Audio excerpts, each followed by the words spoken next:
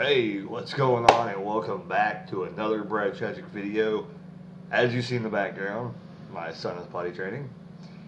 So if that weirds you out, I apologize. um, this is not a crazy wrestling review, which is kind of, well, it kind of is, I guess. I probably will call it a crazy wrestling review because I actually did a Monday Night Raw review in the dark.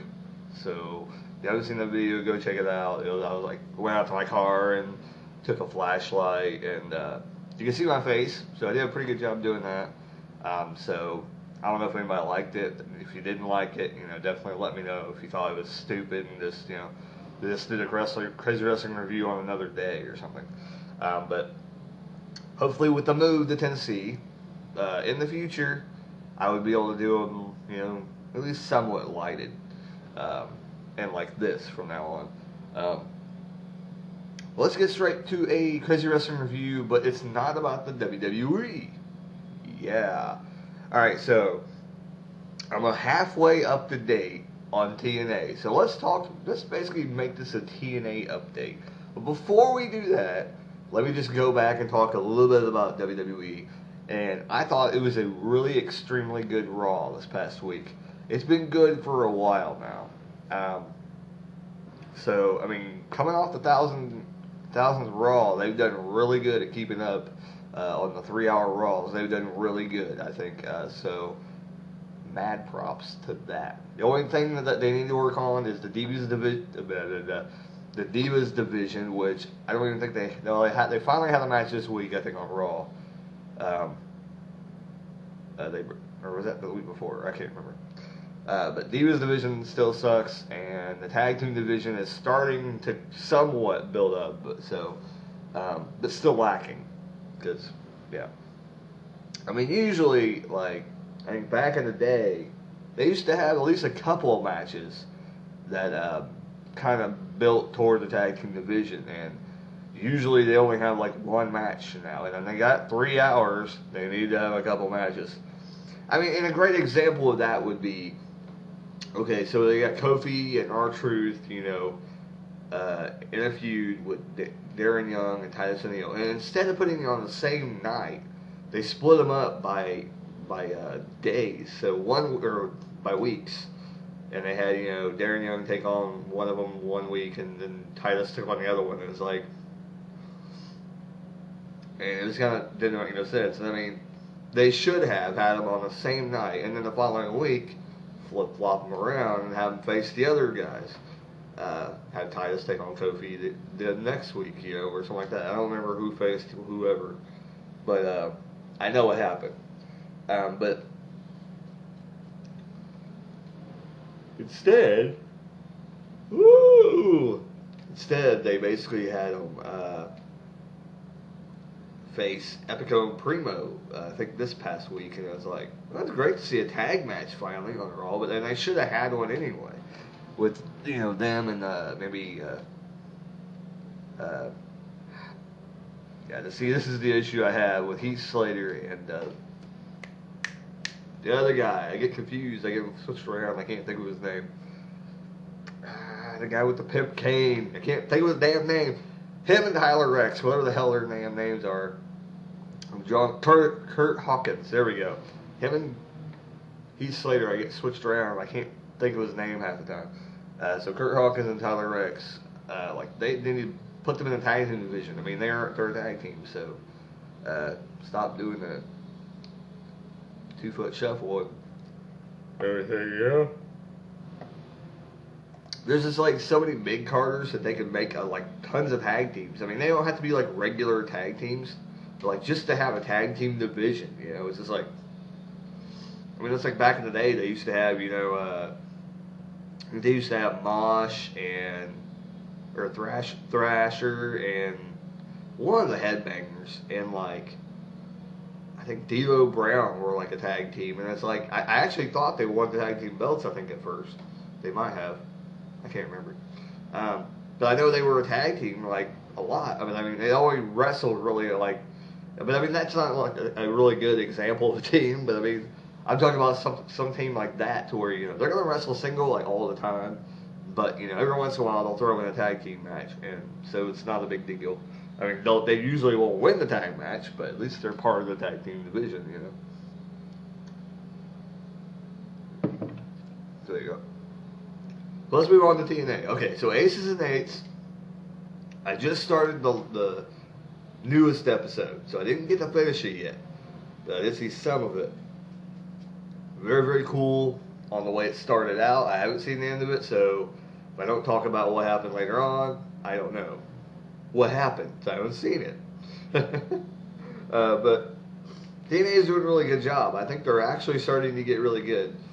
They actually let Robbie E have a promo segment.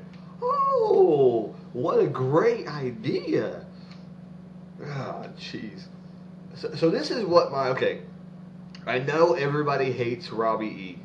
Everybody hates him. And this is kind of why.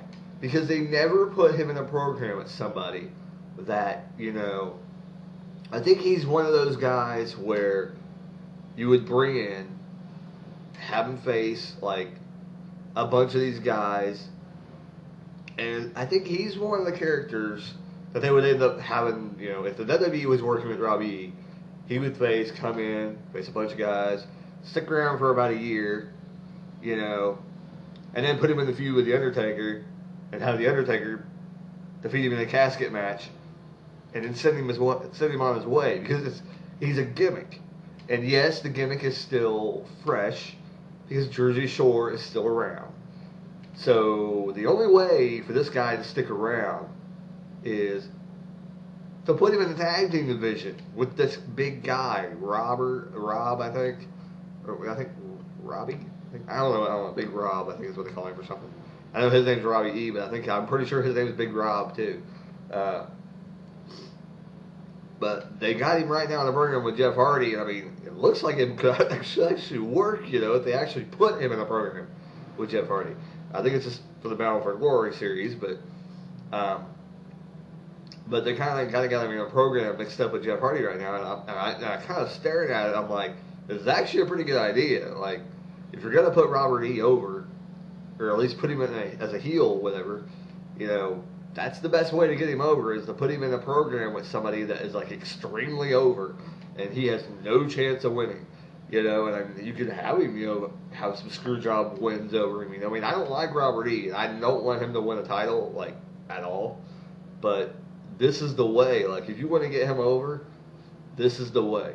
Because, I mean, but the thing is, the whole thing about Robert E. is, and I think the reason why people don't like him is, half the time, when they're doing these kind of things in the middle of the ring, which he doesn't do them very often, but on the newest episode, I did see that part already, and the way they did that was pretty good, except for the fact when they do the promos, they act like he can't wrestle, because he's always backing off and acting like, oh, don't touch me, I can't wrestle a damn lick. And Big Rob always does all the heavy lifting, which, that's cool, but it's like, even Shawn Michaels, when he had Diesel, and even, was it Kendrick when he had Ezekiel, I'm sure, I mean, I didn't really see the end of that little story part, but I'm sure that, they still beat the crap out of the guy, still had some interaction with the guy, when the big guy was beating him up as well. So, and yeah, there was some interaction, but he basically just sat back and let Big Rob do it all, or whatever his damn name is, I don't remember his name. But it's just like, you got to do that, I mean, the ultimate payoff, I'm assuming, is, later on down the road, is they're going to split these guys off, and possibly, that's probably how they're going to send Robbie E out the door, I'm assuming, but, who knows, I don't know, but like I said, this is a great idea, so any thoughts on that? I know no one likes Robbie E, a lot of people do not like Robbie E, but, if we're going to have him, hell, that's just my idea. But anyway, Aces and Eights, I had a little promo segment basically at the beginning of TNA this week, and it's bugging the crap out of me. And I know people have thrown out names and stuff like that, but who is the big fat guy? They keep showing, and then now he's acting like he's the leader. So it's like, who is the fat guy? Who the hell is he? Like, they named all these names, but none of those names can make me think of the fat guy. So I'm trying to think of who the hell it is. I haven't seen any name that drops that would make me think of a fat guy, and I don't know who that guy is. I'm trying to think, and I can't think of anybody like that. You know, the only thing that keeps flashing back is that this is Team Canada. That's the only thing that keeps flashing back to me. And I'm like, is this really this can't be Team Canada, is it? It's like, that's what flashes back to me, and you know, and it kind of does make sense, but it kind of doesn't make sense. But that's the only thing that I can think of is like a Scott D'Amore from like a long time ago, and that, you know, he's bringing back Team Canada into, you know, TNA, because, you know, that was a pretty damn good storyline back in the day.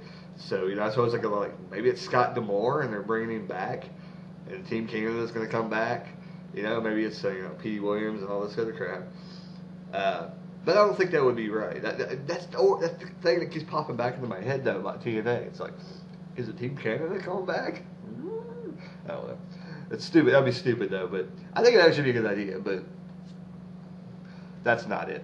I actually think the group of has-beens from WWE, whatever, kind of like an invasion of like mid-card or low-carders, whatever you want to call that, would be probably the better idea. But it'd be interesting, I think, because you'll see a lot of guys that you haven't seen in TNA before.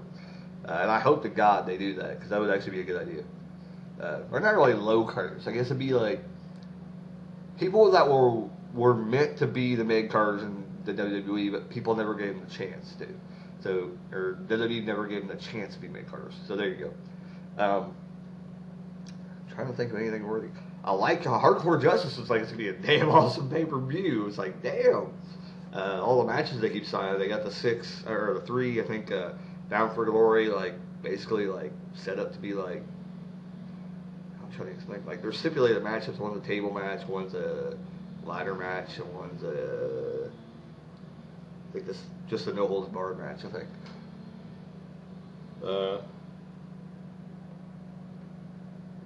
That looks pretty good.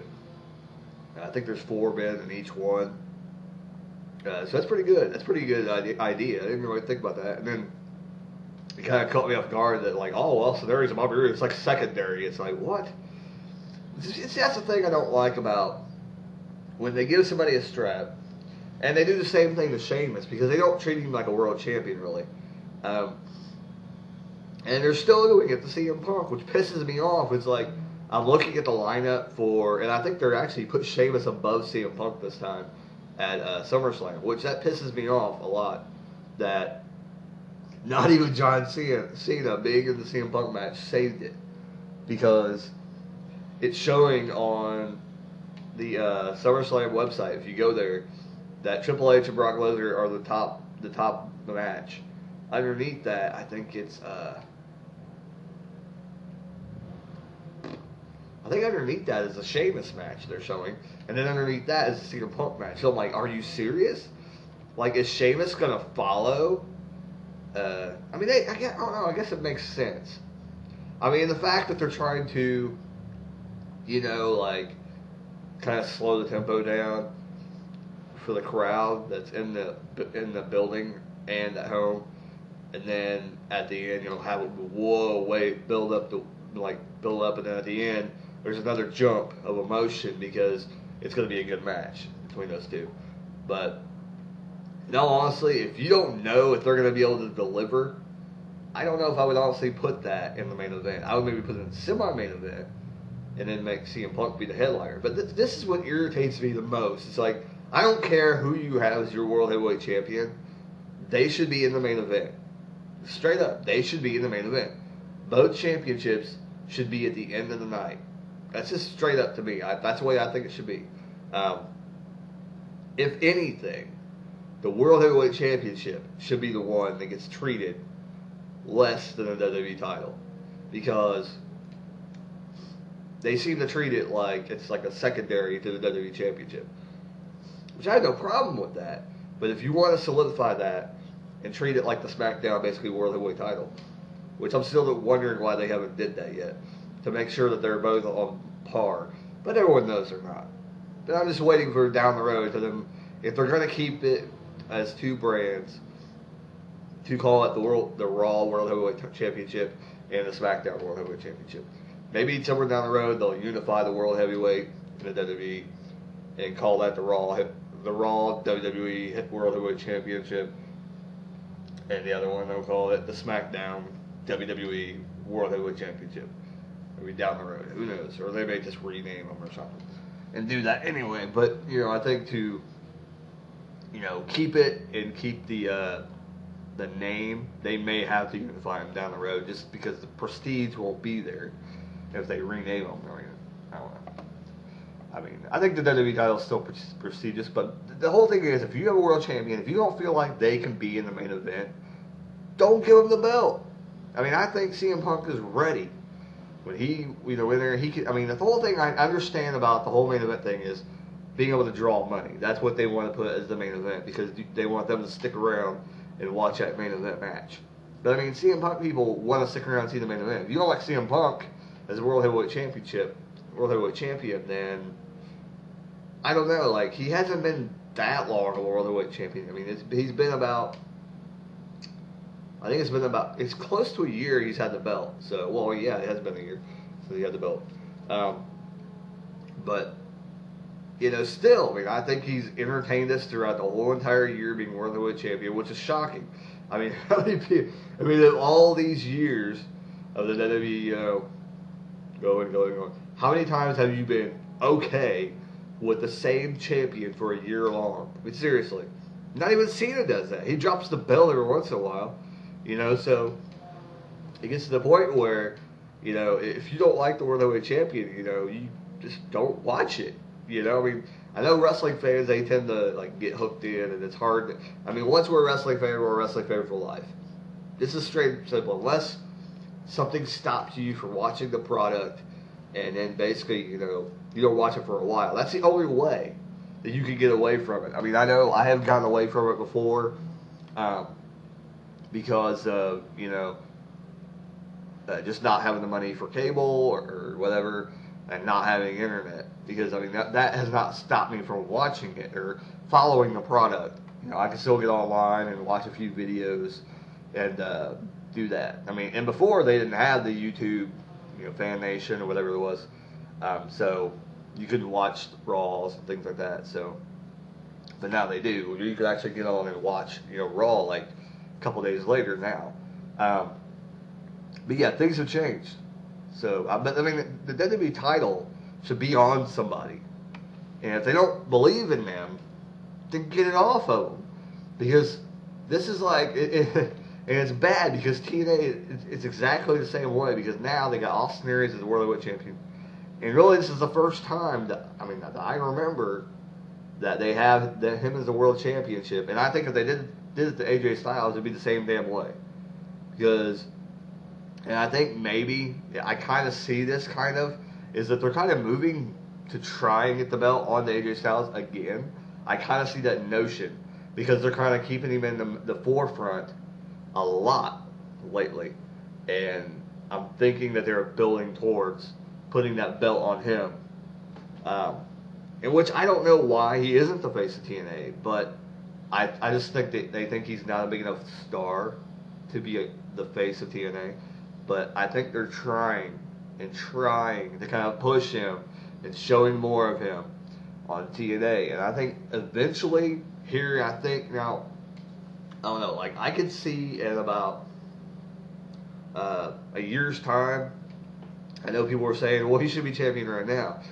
But I could see in a year's time, you'll probably see AJ Styles as the world champion again.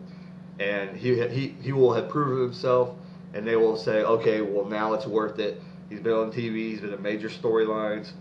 Now we think he can run with the big dogs. Because, as much as he's been with the company, I understand that.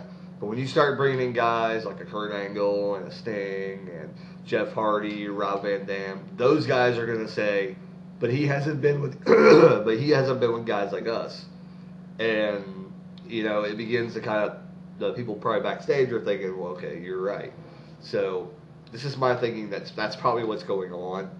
And they don't think that, credibility-wise, that he can't beat these kind of people, and you know, I don't know. That's just that's my feeling. And I know that people watch this video and they're gonna get a lot of slack and say, "Oh yeah, that's right." That's not right. You're stupid. But that's just the way I feel. I mean, if you think about it, you watch it. They have been putting him in a lot of major storylines lately. Yeah, it's been with Christopher Daniels. Whatever. Daniels will never get over. I'm sorry. He will probably never be TNA World Heavyweight Champion. He's just too small. I mean, I understand that's always been said, but he is. He is too small. He's like nothing. He's like a toothpick. It's like, I understand. I don't know why WWE didn't put him in there and have him as a light heavyweight champion like back in the day, but because I think he was actually wrestling for them when they had the light heavyweight belt. Yeah, I think it was called light heavyweight belt, and they could have brought him in and probably had something happen with the cruiserweight belt, but because they would have let him do that. But he's too really small to do anything, and TNA is like the only one's going to give him a shot at doing anything like that. But I mean, what I've heard is his body's kind of not. I've heard a lot of rumors on the internet, and I don't know how factual they are, but that his body's basically kind of really banged up, and you're not going to see him doing like a lot of crazy stuff he used to. But then again, I don't really watch the TNA pay-per-views, so am I right? Am I wrong? Comment down below about Chris Daniels' physical status if you heard anything about it. Because I heard he is not in the best of shape, and that's probably why they haven't moved toward putting the world title on him, because I think they would have. But like I said, it might have the AJ kind of effect that where him and AJ and Kaz have been around there, since pre-big stars from the WWE, But I think the big WWE stars that came in, like Angle and Hardy and Christian and all these other people, just I think the kind of thing build up and say, well, you're not on the level as we are, and we're coming in here, so now you have to build yourselves up to our status in order for you to be credible, and for us to come in and basically be called like legends already, because we're coming from a big company. You have to move yourself up to get up to our level, because if not, it's going to make us look bad. So I think that's what they did, though, and because I don't think they didn't want to insult the WWE audience, which is good, because WWE will do that. They will insult a big guy coming from another company that has been the World Heavyweight Champion. I mean, a guy when a guy comes from a place like WCW, you got to respect they were on the same level as you. So when they brought in a guy like Booker T, they didn't really give him a chance right away, and they should have. And you brought in a guy like, except for a few people. I mean, even when they brought in a guy like Chris Benoit, I know I'm talking about it, but when they brought in a guy like Chris Benoit, they should immediately have put him in a world-class position and said, this guy has ran with the big dogs. He has run with Sid Justice, or whatever he has run with Sid in another company. He has ran with other people in the other company, like Ric Flair and all these other people, and he has succeeded. Things like that. I mean, a lot of things WWE has messed up on. And I think that's one of the things. When somebody comes in from another company, they basically make them start over. Even a guy like Chris Jericho, they never mentioned that he had mid-card, success in the other company, which he had. He had, I believe, the TV. I want to say he held the U.S. belt. I think I was wrong. I think he only held the TV belt in WCW. But he was definitely facing like a lot of the major stars that had been in the WWE before. So, or after him. I don't know. I can't remember. Anyway, I'm rambling and going off the chains. I'm going to go ahead and end this, but this has been your Crazy Wrestling Review. Not mainly about the WWE, but I talked a little bit about it. I kind of went off on a rant talking about other stuff. So, there you go. Thank you. Hope you continue watching Brand Tragic. And scenery is about to change in about a month. There you go. Thank you, and keep rocking. This is Brad. I can't talk. It's Brad Tragic, I think. Bye.